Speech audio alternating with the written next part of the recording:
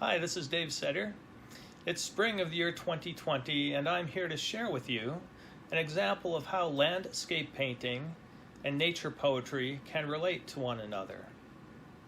Specifically, this talk is about a painting titled Mending Wall and a poem titled Mending Wall. The poem by Robert Frost was published in 1914.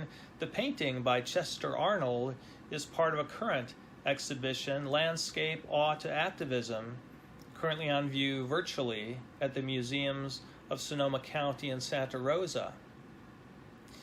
Despite the span of roughly 100 years between the creation of these two works, they share connections.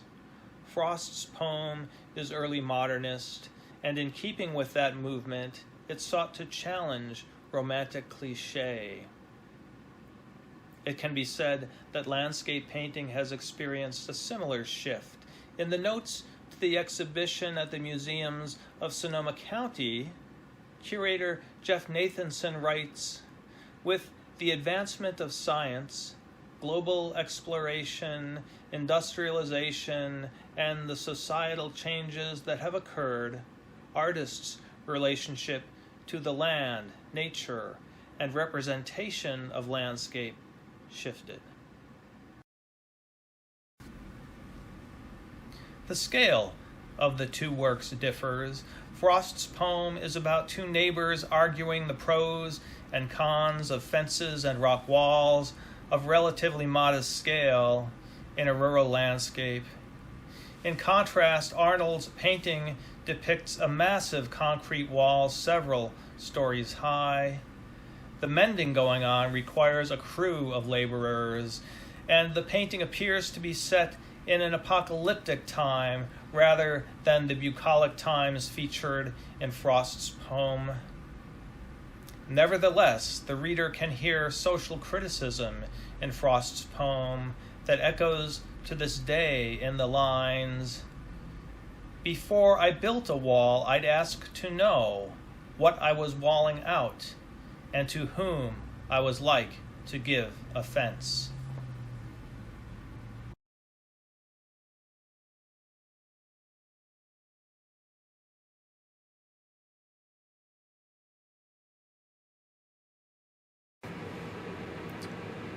Mending Wall by Robert Frost. Something there is that doesn't love a wall, that sends the frozen groundswell under it, and spills the upper boulders in the sun, and makes gaps even two can pass abreast. The work of hunters is another thing. I have come after them and made repair, where they have left not one stone on a stone, but they would have the rabbit out of hiding to please the yelping dogs. The gaps, I mean, no one has seen them made or heard them made, but at spring mending time we find them there. I let my neighbor know beyond the hill, and on a day we meet to walk the line and set the wall between us once again. We keep the wall between us as we go, to each the boulders that have fallen to each, and some are loaves, and some so nearly balls, we have to use a spell to make them balance.